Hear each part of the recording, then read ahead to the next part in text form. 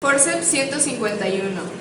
El forceps para la extracción de incisivos inferiores tiene una parte activa que forma un ángulo de 90 grados con el mango, lo que permite colocar fácilmente los bocados o mordientes en el cuello dentario.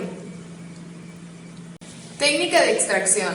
Se realiza la prensión introduciendo los bocados del forceps por debajo del borde gingival hasta alcanzar el cuello dentario, ejerciendo una presión hacia apical o impulsión.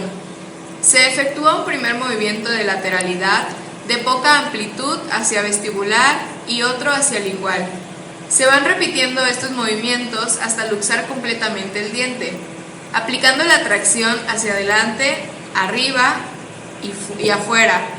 Cuando el diente está en su posición primitiva en el alvéolo, esta acción se ejerce siguiendo el eje de su raíz. Forceps 23, más conocido como cuerno de vaca. Para su técnica, se debe introducir las puntas o bocados del forceps hasta que se ubiquen en el espacio interradicular y las escotaduras de sus bordes inferiores se adapten a las formas anatómicas de la bifurcación radicular. El forceps queda con su parte activa paralela al eje del diente y con el mango perpendicular a la arcada dentaria. Debe conseguirse la luxación dentaria y para ello el primer movimiento de lateralidad se efectuará hacia el lado vestibular, describiendo un arco cuyo centro está sobre la línea que une los dos ápices radiculares. Seguidamente nos movemos hacia el lado lingual hasta conseguir vencer la articulación alveolodentaria.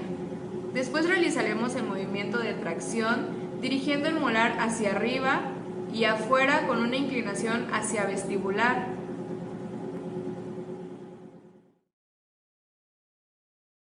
El forceps queda por su parte activa paralela al eje del diente y con un mango perpendicular a la arcada dentaria. Debe conseguirse la luxación dentaria aprovechando la elasticidad de las paredes alveolares. Para ello, el primer movimiento de lateralidad se efectuará haciendo el lado vestibular, describiendo un arco cuyo centro está sobre la línea que une los dos ápices radiculares. Seguidamente nos movemos hacia el lado lingual. Esta secuencia la iremos repitiendo hasta conseguir vencer la articulación alveolodentaria. En este momento realizamos el movimiento de tracción dirigiendo el molar hacia arriba y afuera con una inclinación hacia vestibular.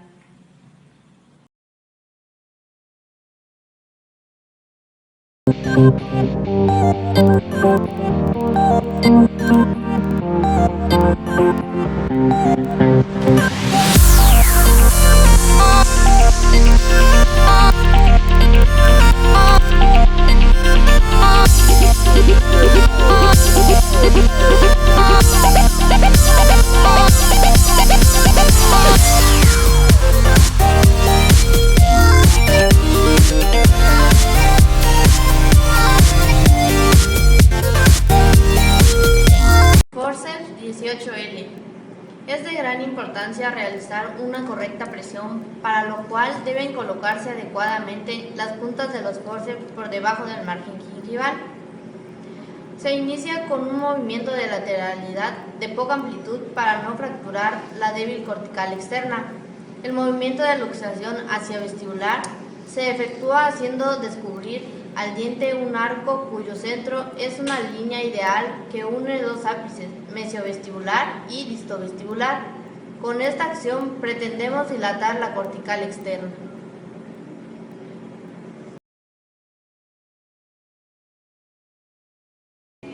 Se inicia el primer movimiento de luxación hacia vestibular. Esta acción debe ser cuidadosa, ya que la cortical externa es de un espesor relativamente pequeño y en ocasiones hasta inexistente. El segundo movimiento se efectúa hacia palatino y normalmente puede ser más amplio que el primero. Inmediatamente se inician los movimientos de rotación que, aun siendo muy importantes para la extracción del canino, no tienen que ser muy amplios por el peligro de fracturar el tercio apical. Tras los movimientos de lateralidad y de rotación, el canino esté luxado, se ejercerá la tracción hacia abajo y adelante. Técnica de exodoncia del incisivo central superior.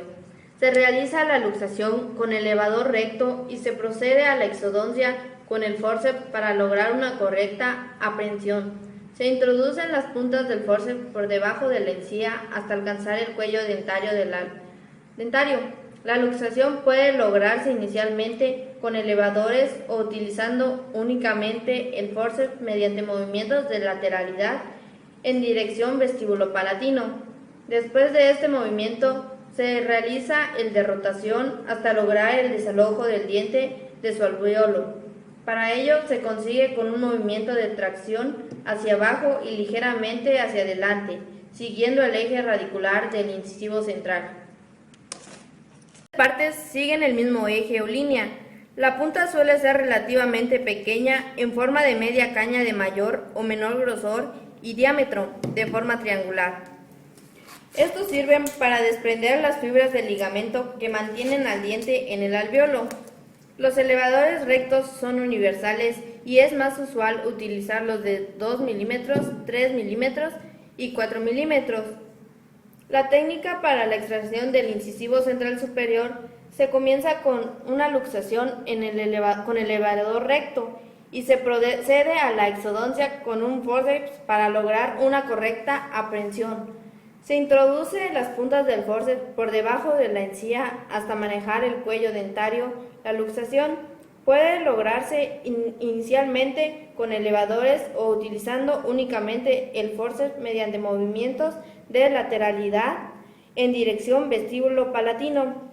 Después de este movimiento se realiza el de rotación hasta lograr el deslojo del diente de su alvéolo.